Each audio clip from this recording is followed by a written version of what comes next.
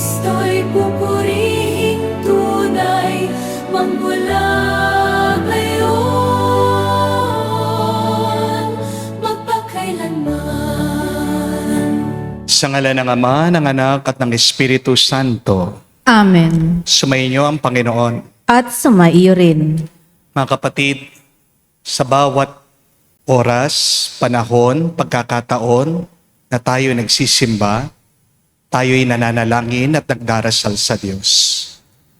Pero tunay ba tayong nagdarasal at nananalangin? Ang tunay na pagdarasal ay hindi lang paggalaw ng ating mga bibig. Ikaw ay tunay na nananalangin sa Diyos kapag gumagalaw ang iyong puso, kapag ito ay mas napapalapit sa Diyos. Mas malapit ka sa Diyos, mas malapit ka sa pagpapala, mas malapit ka sa Panginoon, ikaw ay mas palalakasin pa niya.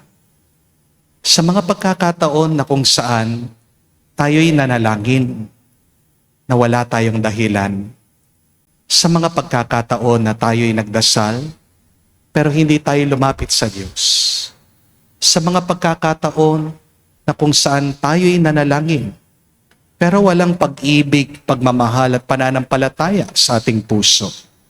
Minin natin, mga pagkakataong ito ng ating kasalanan at kahinaan ay magpakumbaba, hilingin natin muli ang kanyang awa para minsan pa tayo makitang karapat-dapat makatanggap sa mga banal na misteryo.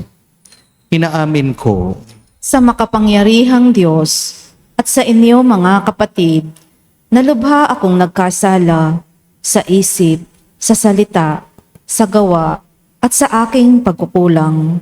Kaya isinasamo ko sa mahal na Birheng Maria, sa lahat ng mga anghel at mga banal, at sa inyo, mga kapatid, na ako'y ipanalangin sa Panginoong ating Diyos. awan tayo na makapangyarihang Diyos, patawarin tayo sa ating mga kasalanan at patnubayan tayo sa buhay na walang hanggan. Amen. Panginoon, kaawaan mo kami. Panginoon, kaawaan mo kami. Kristo, kaawaan mo kami. Kristo, kaawaan mo kami. Panginoon, kaawaan mo kami. Panginoon, kaawaan mo kami. Manalangin tayo. Ama namin makapangyarihan, lakas ka ng mga walang inaasahan kundi ikaw. Ang pagluhog namin ay iyong pagbigyan sapagkat kami mga tao lamang.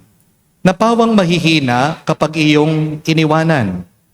Kaya naman kami lagi mong tulungan upang sa pagtupad ng iyong mga kautusan, ikaw ay aming mabigyan kasiyahan sa aming iniisip at ginagawa araw-araw. Sa pamagitan ni Jesucristo kasama ng Espiritu Santo, magpa sa walang hanggan. Amen.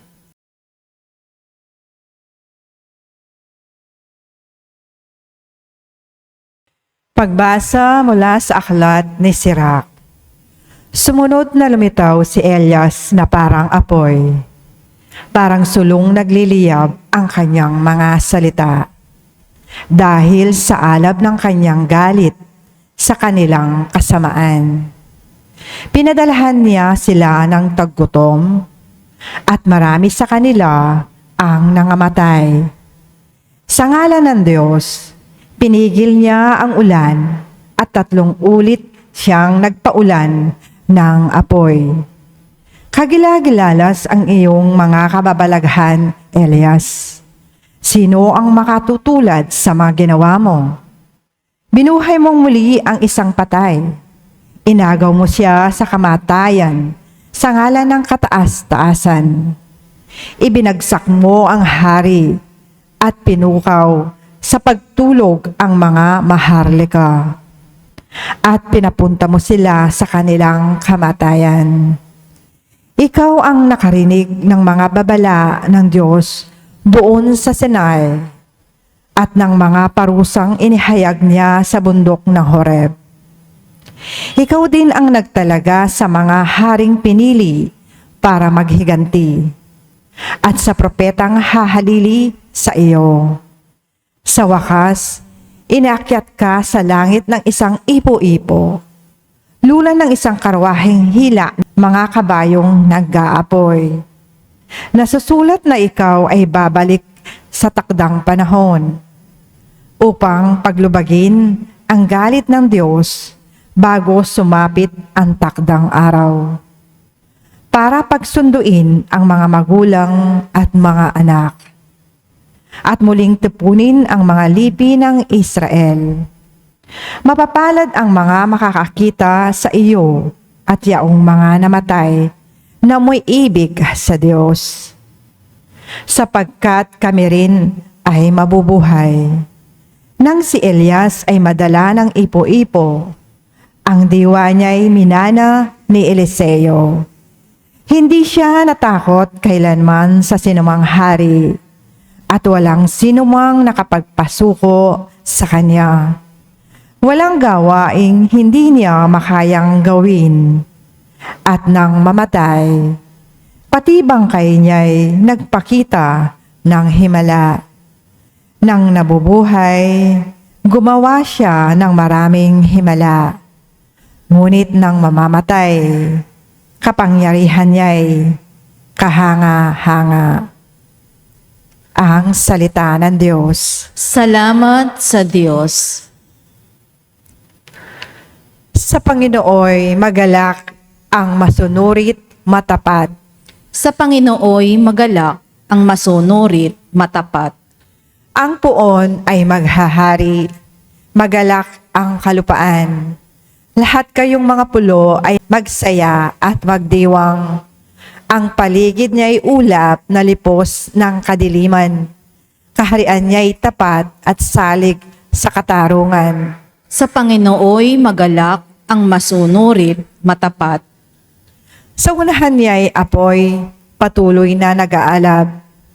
Sinunog ang kaaway sa matindi nitong ningas. Yaong mga kidlat niyang tumatanglaw sa daigdig. Kapag iyon ay namasdan, ang lahat ay nanginginig. Sa Panginooy magalak ang masunurit matapat. Yaong mga kabundukay natutunaw parang pagkit sa harapan ng dakilang Panginoon ng daigdig. Sa langit ay nahahayag yaong kanyang katuwiran. Sa lupa ay makikita ang kanyang kadakilaan. Sa Panginooy magalak ang masunurit matapat. Lahat silang sumasamba sa kanilang Diyos-Diyosan. Mahihiya sa kanilang paghahambog na mainam. Mga Diyos nilang ito ay yuyuko sa may kapal. Sa Panginooy magalak ang masunurit matapat.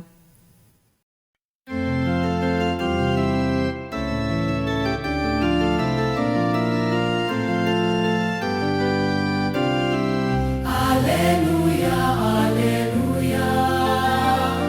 Alleluia, alleluia.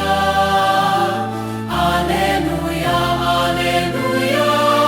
Alleluia, alleluia.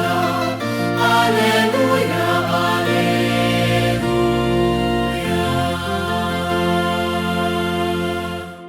Espiritu ng Diyos Anak ay siyang ating tinanggap, ng Diyos Ama ay matawag. Aleluya, aleluya. Sumainyo ang Panginoon. At sumaiyo rin. Ang mabuting balita ng Panginoon ayon kay San Mateo. Papuri sa iyo, Panginoon. Nung panong yun, sinabi ni Jesus sa kanyang malagad, sa pananalangin ninyo, huwag kayong gagamit ng napakaraming salita gaya ng ginagawa ng mga hentil. Ang akala nila ay pakikinggan sila ng Diyos dahil sa dami ng kanilang salita. Huwag niyo silang tularan, sapagkat alam na ng iyong Ama ang iyong kinakailangan bago pa ninyo hingin sa Kanya. Ganito kayo manalangin. Ama naming nasa langit, sambahin nawa ang pangalan mo. Ikaw nawa ang maghari sa amin.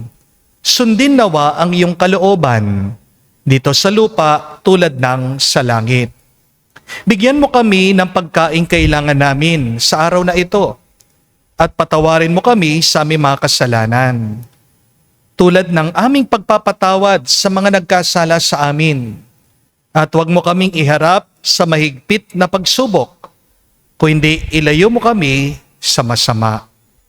Sapagkat iyo ang kaharian, at ang kapangyarihan, at ang kapurihan, magpakailanman. Amen. Sapagkat kung pinapatawad ninyo ang mga nagkasala sa inyo, patatawarin din kayo ng inyong amang nasa langit.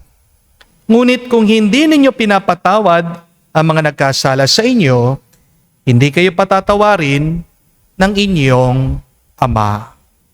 Mga kapatid, ang mabuting balita ng ating Panginoon. Pinupuri ka namin, Panginoong Hesukristo.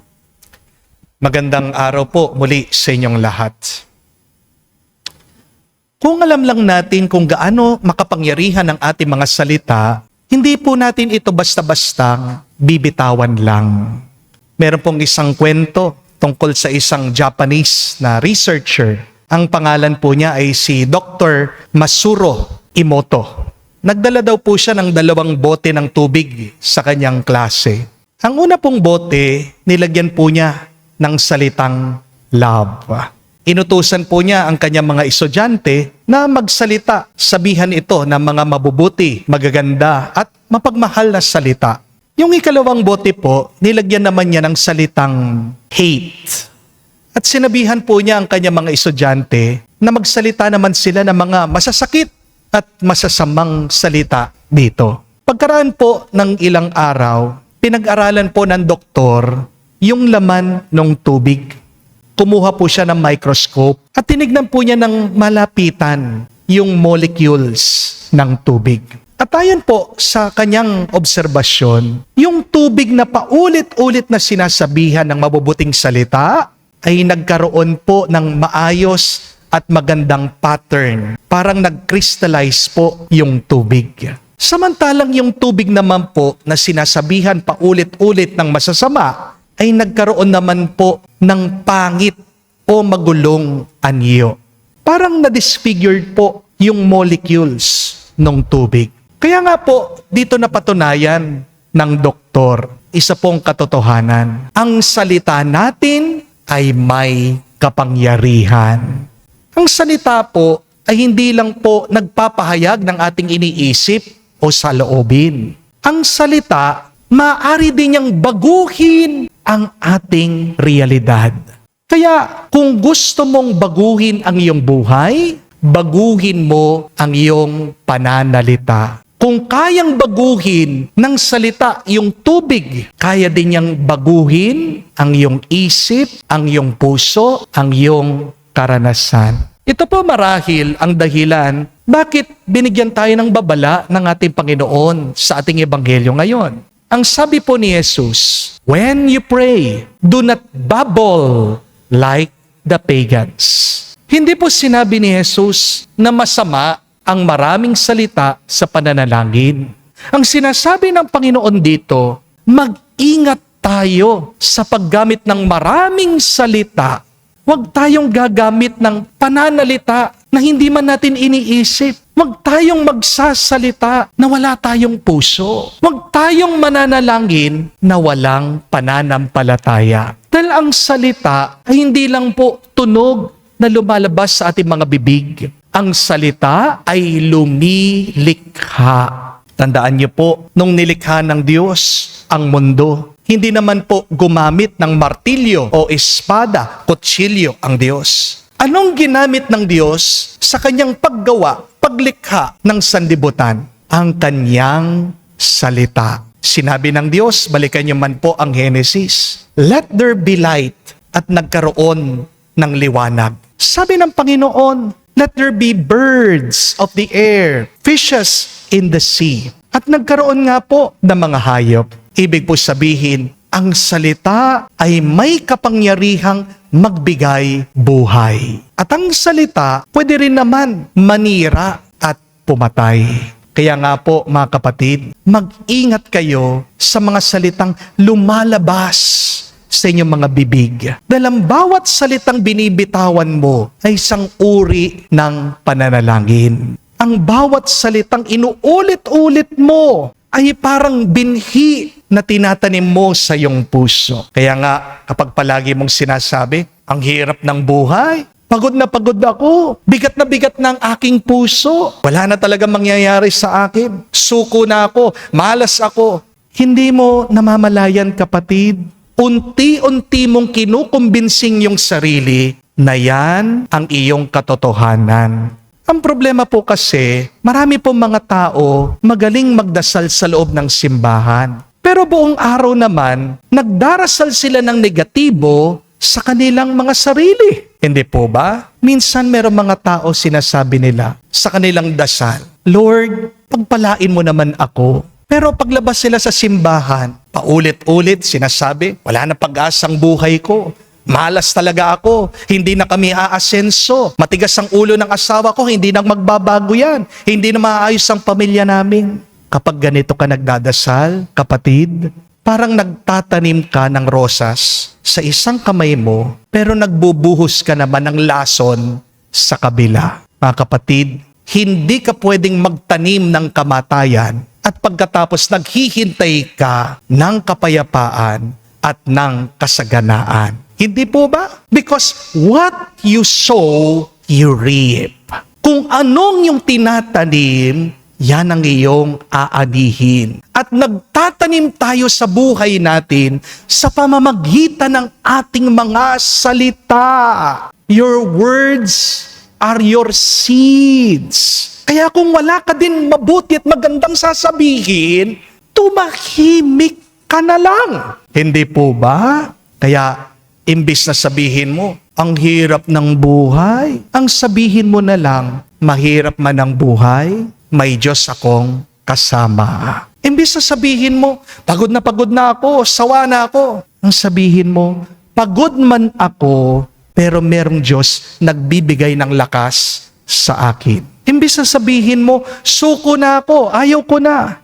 Ang sabihin mo, gusto ko man sumuko, napapagod man ako, pero hindi ako pinapabayaan ng Diyos. Binabasbasan niya ako ng grasya araw-araw. Dahil ang pananampalataya ay hindi naman po pagtanggi sa ating mga problema. Ang pananampalataya ay pagpiling magsalita na may pag-asa kahit na merong kang problema. Maganda pong pagnilayan, magandang itanong sa ating mga sarili, ano ba yung mga salita na nandyan sa aking isip, nandyan sa aking puso? Ano ba yung mga salita na binibitawan ko araw-araw? Ano yung mga salita? Nilalagay niyo po sa inyong comment section. Mag-ingat po kayo, ha? Kapag nagmumura ka, hindi ka aasenso sa buhay mo. Kapag nagmumura ka, hindi gaganda ang buhay mo. Kapag nagmumura ka, huwag kang maghihintay na ikaw ay babasbasan at bebendisyonan ng Diyos. Kahit na sabihin nyo, galit na galit kayo, huwag kayong magmura. Bantayan nyo ang dila nyo. Dahil ang dila natin ay ang manibela ng ating buhay. Your tongue gives the direction of your life. Kaya nga, kapag masama, pangit, ang lumalabas sa iyong bibig, sa iyong dila, saan ka papunta? Papunta ka rin sa masamang karanasan. Amen? Kaya tandaan niyo po, huwag niyong gawing propesiya ang inyong mga takot. Huwag niyong gawing panalangin ang inyong kawalan ng pag-asa. Sa halip, gawin nating panalangin ang ating tiwala. Gawin nating panalangin ang ating mga pag-asa. Gawin nating panalangin ang ating pananampalataya sa Diyos. Sapagkat marami pong mga himala ang namamatay dahil sa negatibong salita. Pero maraming pwedeng magbago sa iyong buhay. Maraming pwedeng magpalakas sa iyo. Pwedeng lumakas ang loob mo kung babaguhin mo ang iyong pananalita. Sabihin mo, sa gitna ng iyong problema, kaya ito ng Diyos.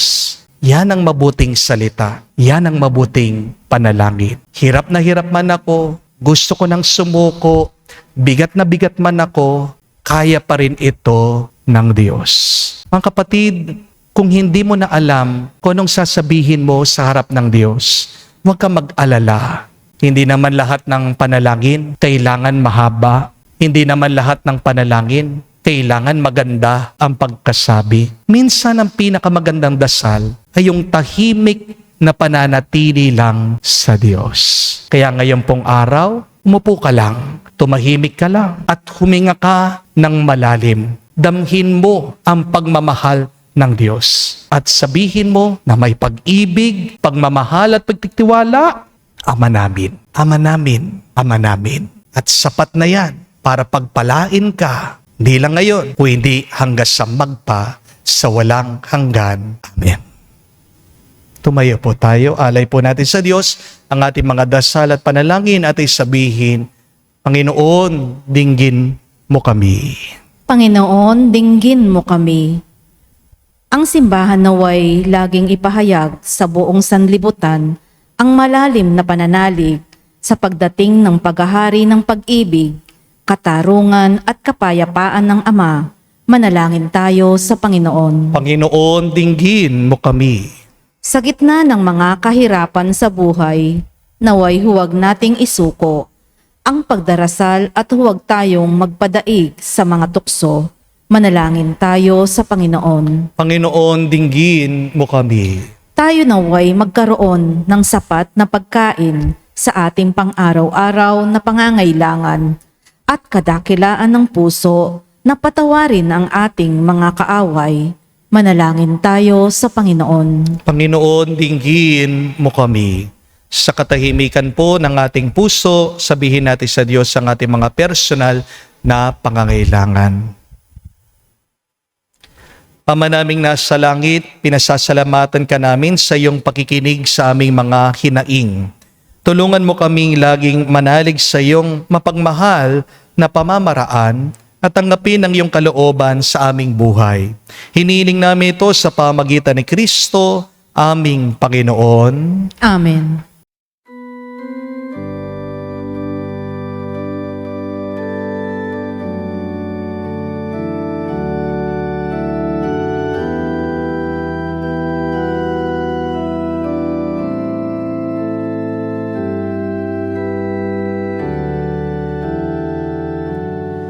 Handog namin sa iyo, Ama, ang tinapay at alak na ito. Handog ng bayang umaasa, sumasamba nagmamahal sa'yo.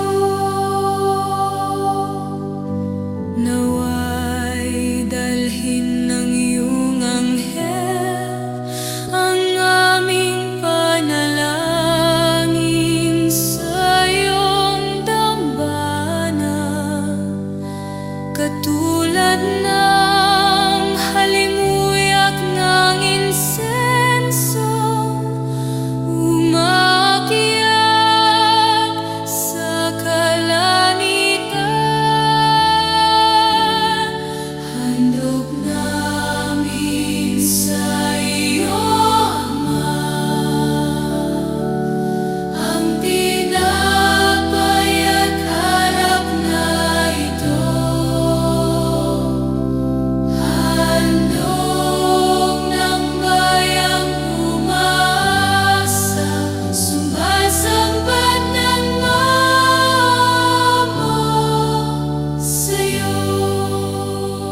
Manalangin kayo mga kapatid, para ng ating mga paghahain ay kalugdan ng Diyos amang makapangyarihan.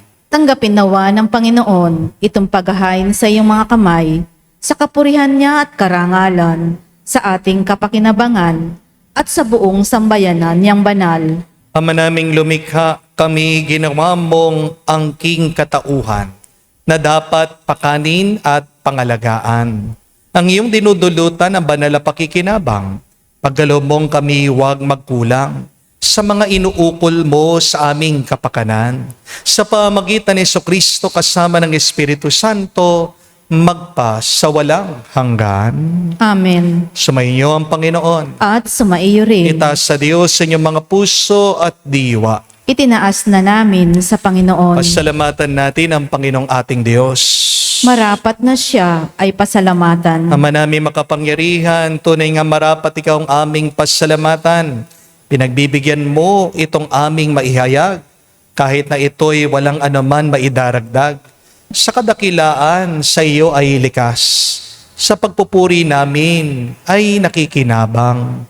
At kami rin ang iyong pinakikiharapan sa pamagitan ng iyong anak na minamahal. Kaya kaisa na mga anghel nagsisiawit ng papuri sa iyo nang walang humpay sa kalangitan.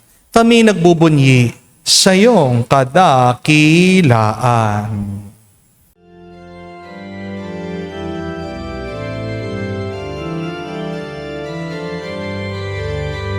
Santo, Santo, Santo, Panginoong Diyos ng mga hukbo, napupuno ang langit at lupa ng kadakilaan mo.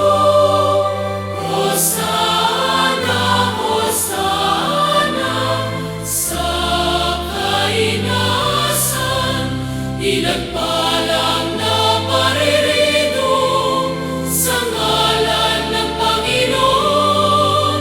Hosana, Hosana, sa kainasan. Hosana, Hosana, sa kainasan. Ama naming banal, ikaw ang bukal ng tanang kabanalan. Kaya't sa pamagitan ng iyong Espiritu, gawin mong banal ang mga kaloob na ito, upang para sa amin, maging katawan at dugo ng aming Panginoong Heso Kristo. Bago niya pinagtiis ang kusang loob na maging handog, hinawakan niyang tinapay, pinasalamatan kanya, pinaghati-hati niya iyon, inubot sa kanya malagad at sinabi, tanggapin ninyong lahat ito at kanin. Itong aking katawan na ihahandog para sa inyo.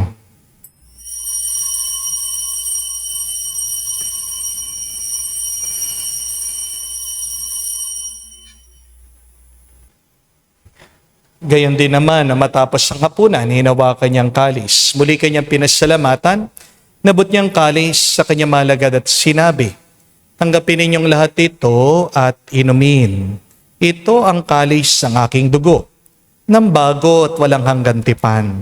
Ang aking dugo na ibubuhos para sa inyo at para sa lahat sa ipagpapatawad ng mga kasalanan. Gawin ninyo ito sa pag-alaala sa akin.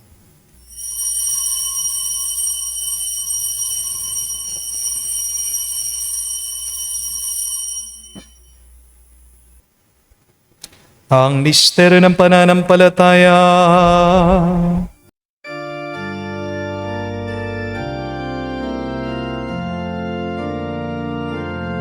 Si Kristo ay namatay, si Kristo ay nabuhay,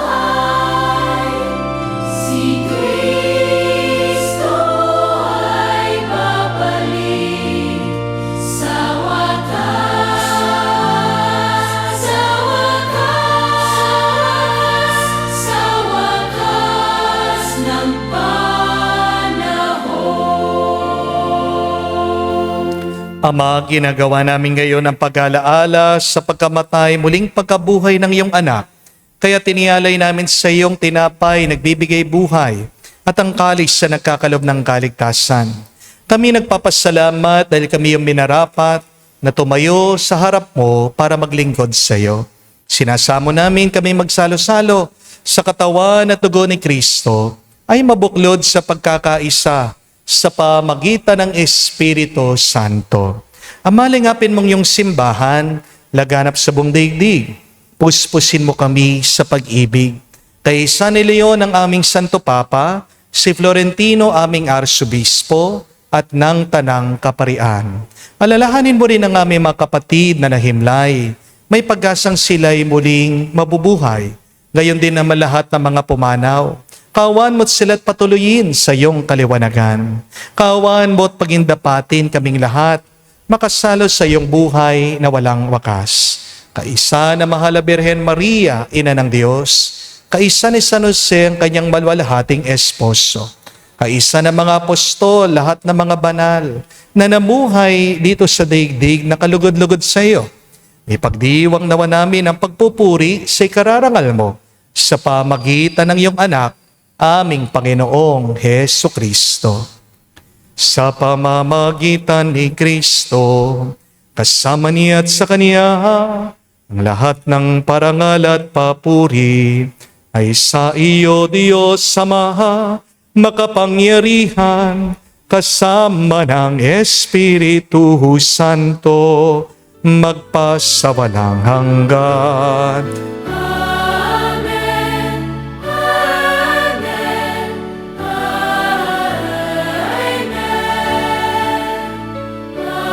Amen. Amen. Sa nakagaling na utos sa turo ni Jesus sa Panginoon natin na Diyos, ipahayag natin ang lakas, loob.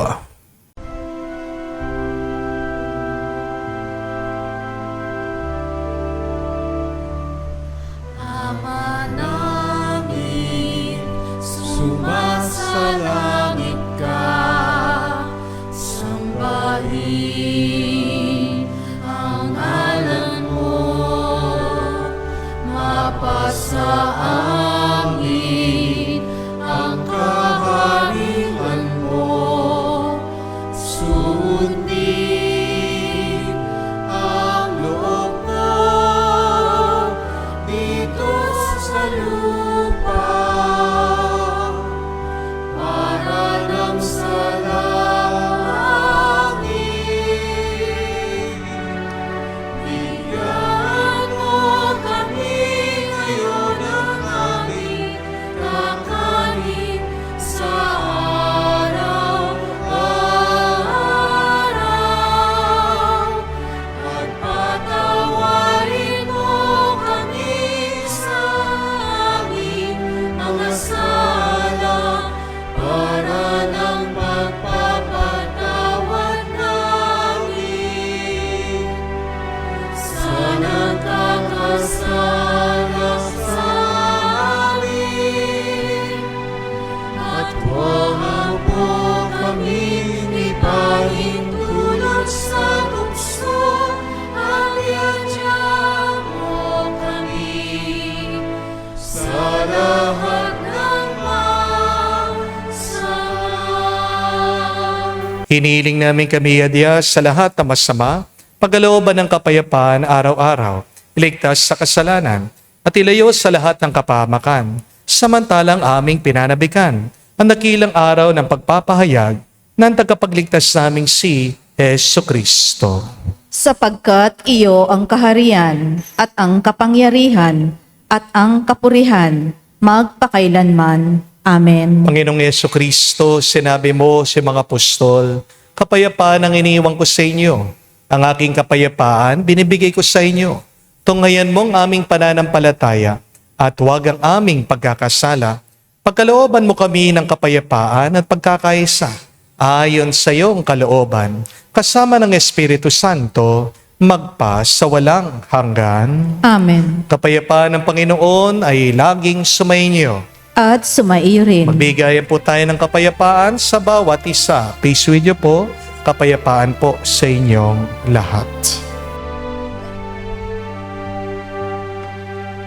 Kordero ng Diyos na nag-aalis ng mga kasalanan ng sanlibutan, maawa ka sa amin, maawa ka sa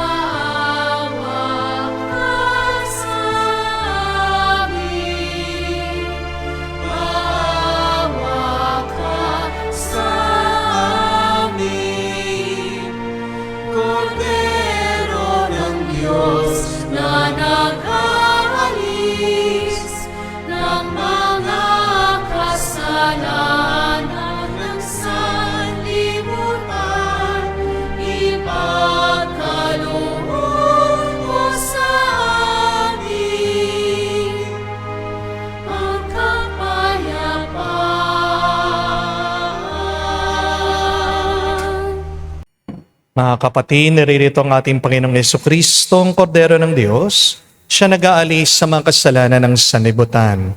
Mapalad tayong lumalapit sa piging ng Kordero.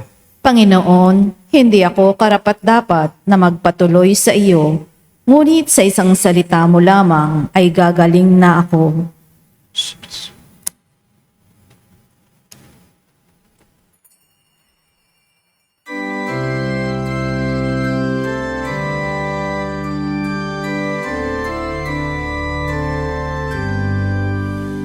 Ang wagas na pag-ibig mo'y mahigit mo kaysa buhay. Kaya ako'y magpupurit, ikaw ang pagpupulan. Ang wagas na pag-ibig mo'y mahigit pa kaysa buhay. Kaya ako'y magpupurit, ikaw ang pagkukulan. O Diyos, ikaw ang aking Diyos, na lagi kong hinahanap. Ang uhaw kong kaluluwa'y tanging ikaw iyong hangad. Ang wagas na pag-ibig mo'y mahigit pa kaysa buhay. Kaya ako'y magpupurit, ikaw ang pagkukulan. Bayaan mong sa santuaryo, sa lugar na dakong banal. Ikaw ro'y mamasdan ko sa likas mong karangalan. Ang wagas na pag-ibig mo'y mahigit pa kaysa buhay. Kaya ako'y magpupurit, ikaw ang pagkukulan. Ang wagas na pag-ibig mo'y mahigit pa kaysa buhay. Kaya ako'y magpupurit, ikaw ang pagkukulan.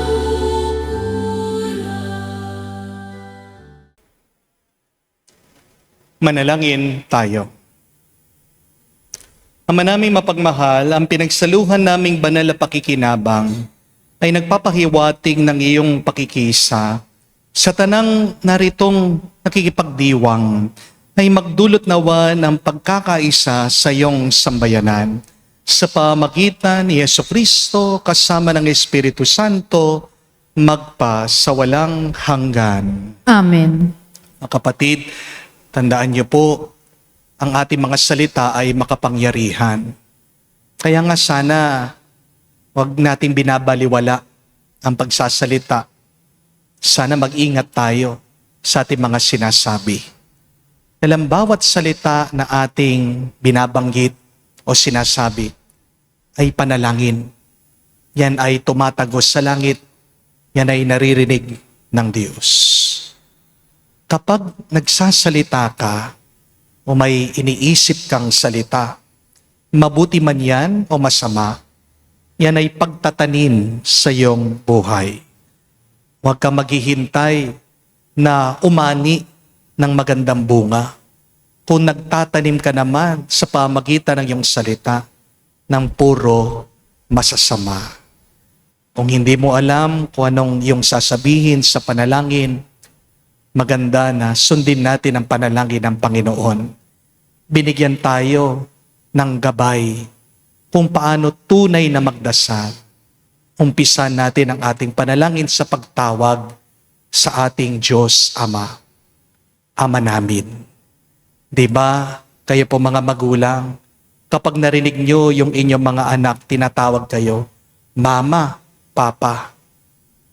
Agad kayo po ay nababagabag. Agad kayo po ay gumagalaw. Agad kayo po ay lumalapit sa kanila. agad naantig ang iyong mga puso at kalooban. Kaya tawagin natin ng buong pag-ibig at pagmamahal ang ating Diyos, Amang nasa langit, Ama namin. At maghintay ka sa gitna ng iyong problema, gagabayan ka niya, tutulungan ka niya, at pupunuin ka ng kanyang pagpapala. Umpisan natin baguhin ang ating buhay sa pamagitan ng ating mga mabubuting salita. Sumainyo ang Panginoon. At sumaiyo rin. At kayo basbasan ng Diyos, makapangyarihan sa lahat, sa ngalan ng Ama, ng Anak, ng Espiritu Santo. Amen. Ang ating misa ay natapos na. Humayo kayo sa kapayapaan ni Kristo. Salamat sa Diyos.